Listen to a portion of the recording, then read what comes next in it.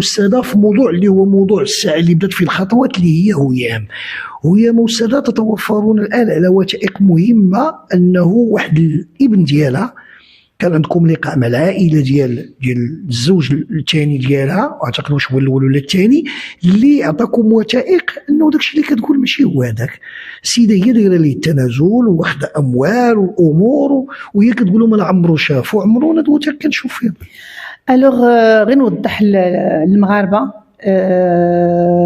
اللي كيشرفونا خارج الوطن وداخل الوطن، المغاربه اللي عندهم حرقه على المراه المغربيه وعلى الطفله المغربيه وعلى الرجل المغربي.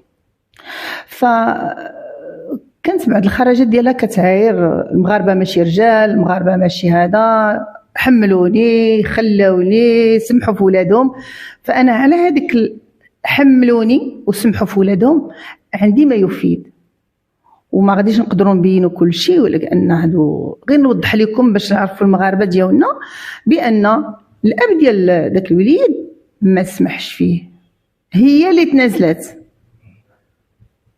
تنازلات على حقوقها وحقوق الطفل، تنازلات به كتابي وليغاليزي،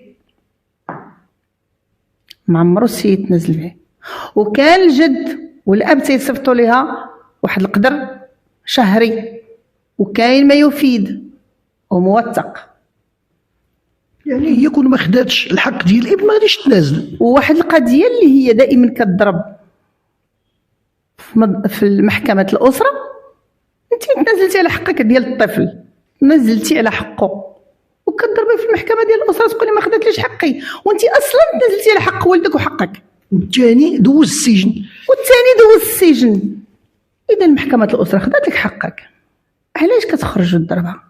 علاش كتخرج وتعاير اسره القضاء؟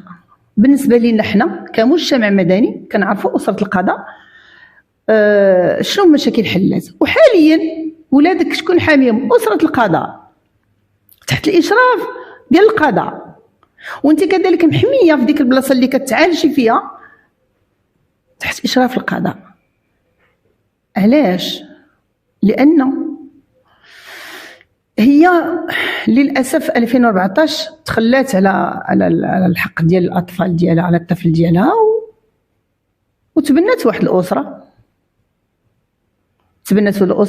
اذا ما كانش محتاج المصروف كيصرفوا عليه قراوه كساوه، داو للطبيب، عطاو احسن تربيه ايتو، ومع ذلك الاب كان تيخلص لهذاك الواجبات وهي كانت كدير بهم اللي بغات، ما كتصرفش على ولدها، اذا كانت كتعيش بحياه اخرى. يعني هذا الشيء اللي وصلت للسوشيال ميديا هي راه ديال 2014، راه ماشي جو جديد، راه غير السوشيال ميديا غير هو فضح السلوك ديال هذيك السيده اللي كانت كدير في ذاك الوقت سيتو. يعني ولكن كيف تيقولوا زادوا شجعوها وقراوها، اللي هما كانوا باغيين يديروا يعني بحال شركه، راه شركاء ديالها في هذا الموضوع، ان السوشيال ميديا خصهم يخدموا يضربوا في العرض ويشوهوا فبقات تكبرت هكذا حتى لقات راسها طايحه في واحد المازق، وباقي الناس يقول لك بقات فينا كأم ولكن داكشي اللي دار راه كيعاقب عليه القانون، هاد الازواج راه ما سمحوش في وليدهم ابدا. هي ما عمر قلبت الاباء ديال الوليدات، لان عارفه شنو دايره. لو كانت وضحت للابن انه راه انا تنازلت، راه الولد ما وداير غادي يوصل هذا الشيء كلشي غادي يوصل للطفل واحد النهار. للاسف هاد السوشيال ميديا دمرات بعض الاسر، دمرات بعض الشباب، دمرات بعض النساء، لان ولاو كيتاجروا باي حاجه، يتاجروا باطفال، يتاجروا بالاجسام ديالهم، يتاجروا اللي لقاتو، يعني الحاجه اللي غتدخلها الفلوس كديرها. مؤخرا غادي نشوف واحد ماشي مؤخرا، هو اللايف اللي كان عندنا، كتقول ولدها شوف اللايف هابط، المشاهده هابطه، كيقول لها هابطه، وقالت له خص هكا سمحوا لي على هذا اللفظ، ما نقدرش نقول هذا، هي خاص دوك فلان، يعني المغاربه خاصهم الشوها، غير كطيح لها المشاهده خاصها دير الشوها. كما كانت كدير الشوا 2014 2015 كانت كدير الشوا قدام الاب. هنا كاينه مقارنه يعني تمييز. هو دابا اللي كيميز مسطي ما مسطيش، اللي مسي مريض ما مسطيش، والحل ما بالعقل. وهي دابا قلت لك هي ذكيه، هي ذكيه، راه ما غتستمر تدخل لك مريضه، راه هي ذكيه عندها واحد الدهاء خطير. كيف يعقل هاد السيده كطيح لها المشاهده، كتختارع واحد الفيلم، واحد السيناريو، كدير سيناريو باش المشاهده تطلع. السيناريو اللي عندها نمبر 1 اللي هو الفقر، وهذا موضوع اللي خصنا نعرفوا بان هذه الفئه اللي كتكون في السوشيال ميديا كتتاجر بالفقر، هي راه ما محتاجاش هذا الشيء كامل، لان الوثائقي كتدل على داك الشيء كامل. ما كانتش محتاجه وما كانش ضحيه، وما عمرها كانت ضحيه، وما عمر الاطفال كانوا ضحيه. اليوم الاطفال ضحيه ديال الام ديالهم فقط، ماشي ضحيه ديال القضاء، ماشي ضحيه ديال الاباء. هذا اللي نقدر نقول لك استاذ يوسف. كخلاصه والساده، المنهجيه الجمعيه في محاربه هذه القنوات هذه روح التفاهه هي هذه.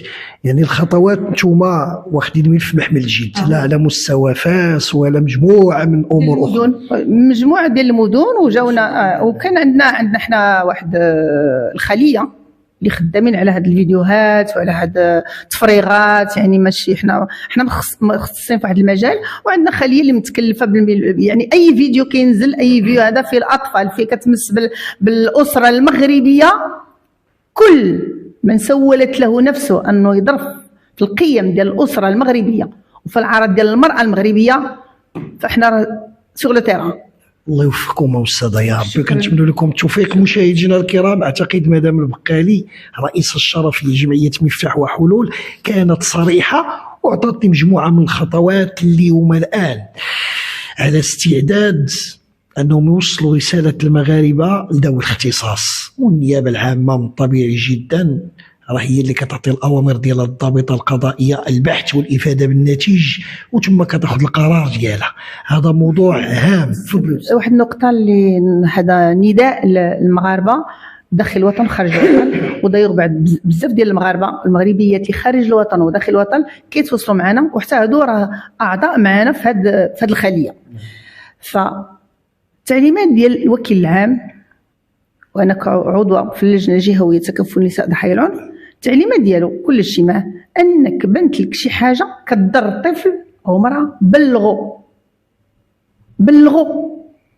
بان لك شي وحده كتسول بشي طفل بلغوا بها، بان لكم شي وحده كتعنف شي طفل بلغوا بها، بان لكم شي وحده معنفه كيعنف رجل بلغوا. راه بغيتوا نصلحوا المجتمع ديالنا راه يد في يد، ماشي بوحدي، وماشي الصحافه بوحدها، وماشي القضاء بوحديته، راه حتى نتوما روح المواطنه درنا هادشي بقلبنا، ماشي سمعتنا هادي، فتحركوا معنا وحنا راه الاشاره. كما القضاء فتح لينا الباب ديالو، وكلاء الملك كيسمعوا لينا، حنا فيما كنديروا شي تقرير كياخذوا بعين الاعتبار اسرع وقت كنحطوا التقرير كيفتحوا تحقيق فيه. فتنتوما ديروا يدكم في يدنا وبلغونا، ماشي الكذب وماشي حسابات بعضياتكم، انما شي طفله او طفل او اي شخص اللي هو كيتعنف بلغونا، وبلغوا رجال السلطه اي منطقه راكم، بلغوا رجال الامن، بلغوا رجال السلطه، سير عند القائد، سير عند الباشا، سير عند البوليس اللي حداك، بلغوا. فهذه مسؤوليتكم انتم كذلك. وشكرا للاستاذ يوسف. الله يوفقكم يا رب. الله يسترك استاذ. الله يوفقكم. مشاهدينا الكرام، كما قلت جمعيه مفتاح وحلول واخده هذه ملفات محمل الجد، ومن الطبيعي جدا النيابه العامه تتفاعل والقضاء هو صاحب القرار. الرساله للبعض اللي يلاه بداو، هذا هو الافاده في الموضوع. الوقايه خير من العلاج حتى لا يقع اي مغربي في المحظور. اعتقد الفصل 408 واضح، 411 اللي كيتعلق بالاطفال والتسول بهم العقوبات ثقيله. هادشي ما تنتمناو حتى واحد، ولكن تقدر تكون هذه فرصه انه اللي يدارك هاد الاخطاء باش ما يوليش في مساءله قانونيه، وهذا من اصعب الاشياء. مدام البقالي كانت صريحه في الموضوع، حلات معنا المنهجيه الاشتغال، اعطتنا الخطوات، متتبعين. هناك خليه تبارك الله تقنيين اللي كيبحثوا وكيعطيو اخر مستجدات اللي في الموضوع، وتقدموا عند مدام البقالي اللي في الاخير هي الوجهه امام القانون اللي كتمشي كتشكي من اجل انه دير هذه الخطوه هذه، ولكن بوحدها ما كافياش، لانه هذه السلوكيات لو تم تفعيل مجموعه من الخطوات في الموضوع سابقا ما كان ليكون الوضع بهذه الطريقه. تنتكلموا على موضوع الصاع اللي هو هيام كتطبق مقوله خالف تعرف، وخالف تعرف ملي كنقول خالف يعني ضد القانون، اي حاجه ضد القانون كتقولها هي. نعطي نموذج في الملف ديالها، هي في لايف كتكلم كتقول لهم طفله تغتصب عادي دكار، بعد ايام ومده غادي يكبر وغيتزوج وغيولد. المشكل يقدر يكون في البنت لانه غادي تحمل وتولد وما كاينش باش التحليل كيدير خالف طول عمق روح الكوارث في المسؤوليه على الطفوله كنديروا تتميز في التحليل. ولكن لما يكون شخص فاقد الاهليه لا يدرك ما يفعل راه ما غاديش يختار شي ناموسيه غادي يصير يطيح من اصعب الاشياء. نحن نحلل في الموضوع بناء على ما نتوفر عليه من ادله دامغه وفيديوهات اللي كيشوفوها المغاربه، ويبقى ذوي الاختصاص هو القضاء. النيابه العامه كتمثل الراي العام والمغاربه، يبقى القضاء هو صاحب القرار في الموضوع. مشاهدينا الكرام، حتى لا اطيل عليكم، نحن على تتبع اي خطوات دارت الجمعيه. دورنا هو تنوير الراي العام في الموضوع فيما يخص ما نتمناه كاملين هو صفر تفاهه. مشاهدينا الكرام، تعليق المواطن، شكرا لكم.